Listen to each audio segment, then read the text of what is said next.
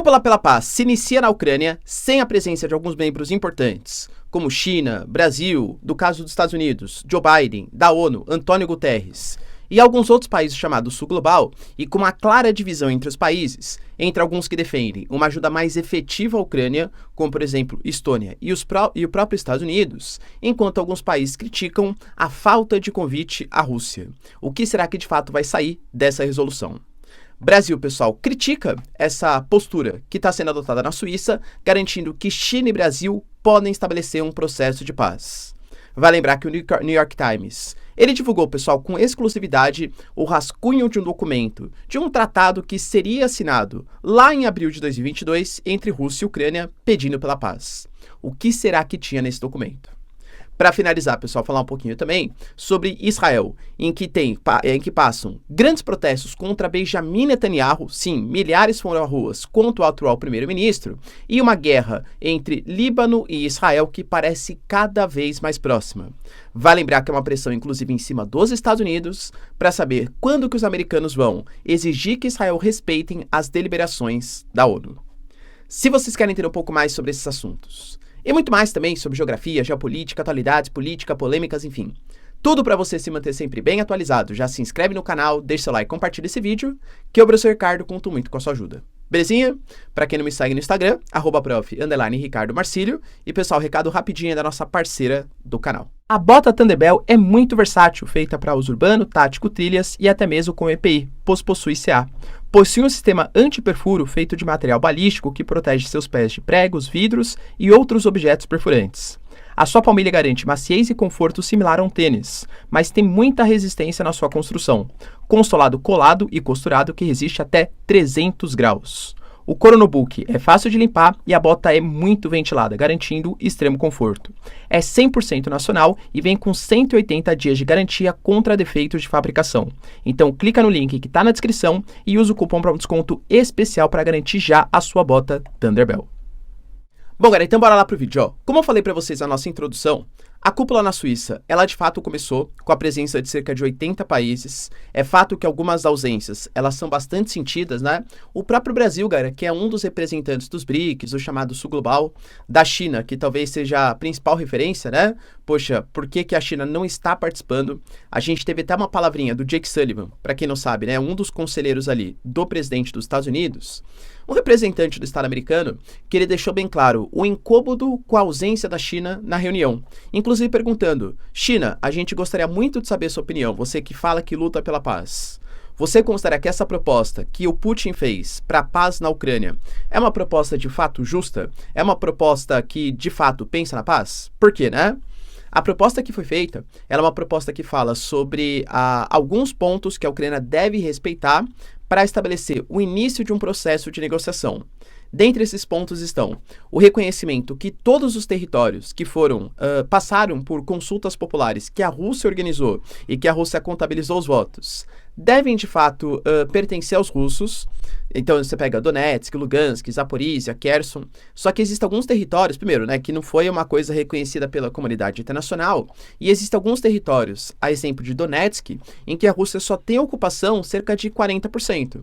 É fato que a Rússia vem avançando cada vez mais, e o próprio Putin falou, tá, olha, se vocês não aceitarem essa proposta que a gente está colocando agora para vocês na mesa de negociação, saibam, a gente vai avançar cada vez mais no campo de batalha, e as condições para estabelecer uma paz vão mudar. Fez uma espécie de ameaçinha aí, né, contra os ucranianos. Fala também, pessoal, do levantamento das suspensões de todas as sanções contra a Rússia e uma postura de neutralidade da Ucrânia, ou seja, se comprometendo a se desmilitarizar, a não entrar para a OTAN.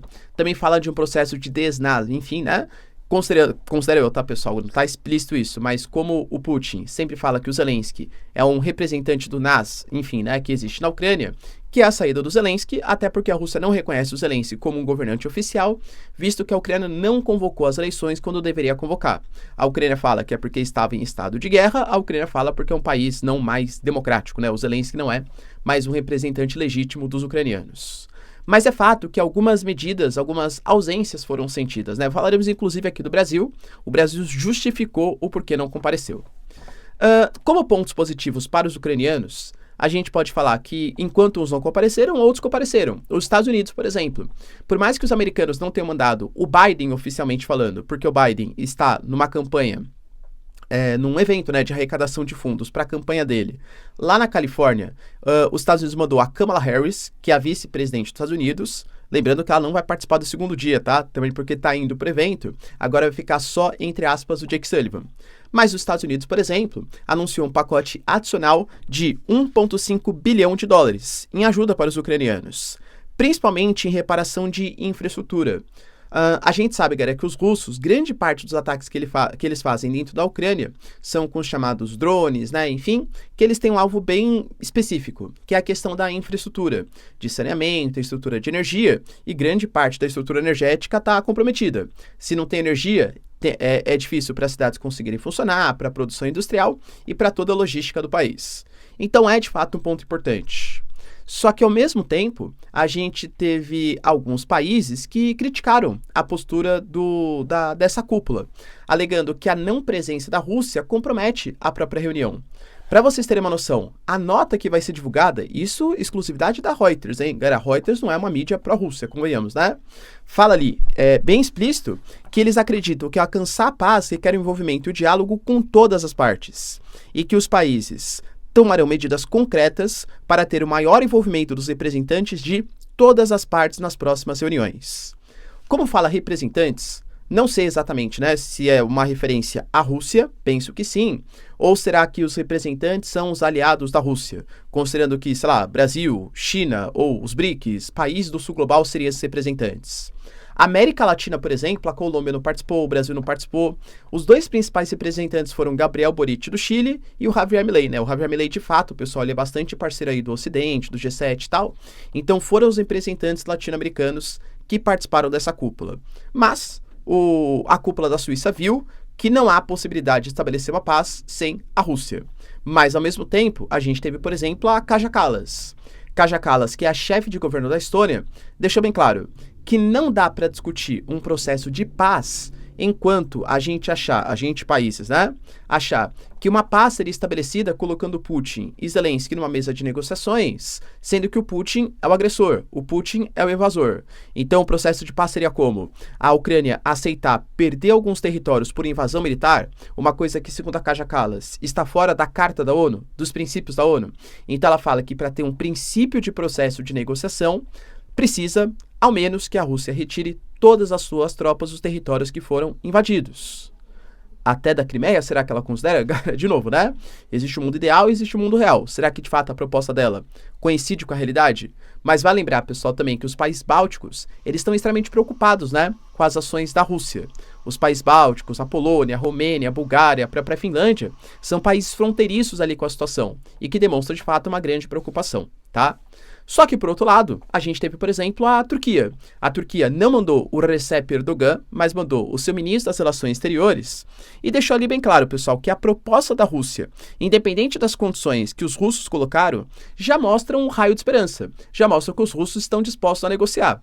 De fato, a Turquia ela foi bem otimista, tá? Eu não acho, galera, que a Rússia mandou essa proposta porque está disposta a negociar, já que seria meio claro, né, que a Ucrânia e o Ocidente não aceitariam todas essas condições. Na minha concepção, tá? Foi muito mais um ato de provocação do que qualquer outra coisa. Mas a Turquia deixou claro, pessoal, que a conferência ela seria muito melhor se de fato a Rússia estivesse participando. Ou seja, excetuando algum apoio, o envio de verbas, né, para os ucranianos ali por parte dos Estados Unidos, que na verdade já estava dentro do pacote, né, estabelecido, mas teve ali a consolidação. Acho eu, galera, que é uma cúpula que, por enquanto, não trouxe grandes novidades. E trouxe que, sim, há um racha entre os membros em saber como estabelecer essa paz. Reconhecendo que a Ucrânia tem que perder territórios ou não. Porque, beleza, né? A gente vai colocar Putin e Zelensky para conversar numa mesa. Eles vão partir de qual ponto de negociação? Porque se não tiver nenhum princípio de convergência, cara, convenhamos que é muito difícil estabelecer um processo de paz. Tudo bem? Então não vejo, pelo menos por enquanto, grandes avanços. Hoje a gente vai entrar no segundo dia da cúpula, o segundo dia de reuniões, que devem ter o anúncio de medidas mais efetivas. Prometo que quando anunciar, eu coloco aqui para vocês. Tamo junto? E nós tivemos uma assinatura da resolução da Cimeira, do encontro, que pedia a devolução dos territórios, o fim dos prisioneiros de guerra e também a libertação das crianças que foram deportadas pela Rússia. Todos os países, na verdade quase todos os países assinaram, incluindo a Turquia, né, que criticou a não presença da Rússia, e o Brasil, lembrando, ficou de fora dessa assinatura. Outra notícia, pessoal, bem importante, está ligado ao Brasil. O Brasil, que recentemente esteve na cúpula do G7, a convite, né, o Brasil não é membro oficial do G7, justificou mais uma vez porque, apesar da Suíça instar a presença do Brasil nessa cúpula, o Brasil não vai participar, porque alega que para ter um princípio de negociação, como eu falei para vocês, Putin e Zelensky precisariam estar numa mesa conversando. Como os dois não estão, o Brasil não vai participar, tá? O Brasil, mais uma vez, reforçou que a ideia de você ter aquela proposta pela paz de China e Brasil, feita pelo nosso ministro das Relações Exteriores, tanto do Brasil como também da China, seria a melhor proposta. Segundo a China, já existem cerca de 50 países, a cúpula contou com 80, ou seja, está próxima ali, né? 50 países que apoiam a proposta de paz de Brasil e China. Só que, claro, essa proposta, por enquanto, que o Brasil colocou junto com os chineses, dos pontos pela paz, eles são muito preliminares ainda. Então, fala, não pode ameaçar, não tem que respeitar o direito internacional, galera, pouca coisa, né? Talvez o que mais chama atenção é o que a China coloca, e o Brasil também, né? De entender os reais motivos pelo conflito e evitar que esses motivos de fato se consolidem. Eu entendo, tá, que quando eles colocam isso, eles acham que o real motivo é a expansão da OTAN para o leste europeu, seria a perseguição que os russos sofriam ali em Donbass, e por isso que a Rússia fez a invasão, ou seria o Euromaidan, ou seria a invasão, não dá para saber direito, tá? Mas tentar entender os reais motivos é a proposta do Brasil. Vale lembrar que, falando em proposta, a gente teve, tá, a consolidação de um princípio de negociação, pelo menos segundo o que foi divulgado pelo New York Times. O New York Times divulgou um documento oficial colocando o que lá em 15 de abril de 2022, ou seja, pouco tempo depois, né, do início do conflito, era o que seria a proposta, ou pelo menos o princípio de proposta para a paz. Lembrando que no início a gente teve um processo de negociação, mediado pelos turcos, principalmente. E esse processo de negociação, ele falava justamente sobre alguns pontos como a ideia, pessoal, de que China, Estados Unidos, França, Inglaterra e Rússia seriam os mediadores, ou seja, os membros do Conselho de Segurança Permanente da ONU, e alguns pontos importantes para a Rússia, tá? Como o reconhecimento que o russo pode ser, sim, a língua oficial falada em Donbass. Isso tinha uma coisa muito grave, né? Havia uma perseguição, de fato, em alguns pontos, onde na Ucrânia tinha uma maioria russa de impedir falar russo, perseguição contra a cultura e tal. E aí a Rússia pedia algumas mudanças nessas prerrogativas culturais, de respeito a uma independência maior na região de Donbass, até porque tinha sido assinado lá no Acordo de Minsk, lá em 2014, 2015, como consequência da invasão à Crimeia, tá? Enfim, pessoal, o documento, óbvio, né, não deu certo, segundo Putin, porque a Ucrânia sofreu uma pressão muito grande do Biden e também do Boris Johnson para que não tivesse assinatura do documento. Aí a Rússia continuou a invasão e hoje a Ucrânia estaria em uma situação muito pior por culpa dos Estados Unidos e também do Boris Johnson. Para finalizar, pessoal, notícia importante também acerca da questão envolvendo Israel e Palestina, Israel e Hamas. Primeiro, a pressão internacional, ela aumenta cada vez mais, a gente constantemente fala sobre isso, né, contra Israel, tanto que, por exemplo, o Recep Erdogan, que não participou, né, da cúpula ali na Suíça, mas ao mesmo tempo teceu críticas contra o Benjamin Netanyahu e os Estados Unidos mesmo, tá? Falando que vê com muita desconfiança essa proposta que foi aprovada pelos Estados Unidos. A gente teve na semana passada, aprovado por 14 votos a uma abstenção, a Rússia se absteve, né? Não votou uma proposta favorável aos Estados Unidos, de estabelecimento de um cessar-fogo ali na faixa de Gaza. Só que, de fato, Israel não vem respeitando esse cessar-fogo. A gente teve o anúncio hoje que algumas regiões específicas próximas de Kerem Shalom vai ter um curto cessar-fogo para a chegada de ajuda humanitária. Mas é uma coisa muito local, não é uma coisa que, de fato, né, estabeleça um cessar-fogo regional, tá? E essa proposta não está sendo respeitada pelos israelenses e não foi aceita também pelo Hamas. Quando a Turquia fala sobre isso, ela deixa bem claro, pessoal, que ela tem muito medo que esse tipo de ação do Joe Biden seja muito mais por questões eleitorais do que exatamente por princípios dos americanos. Por quê? O Biden está passando por um processo eleitoral altamente competitivo com Trump. E a gente sabe que os mais progressistas de esquerda, né? Geralmente eles são não pró-Palestina, mas são contra as ações que Israel vem fazendo na faixa de Gaza.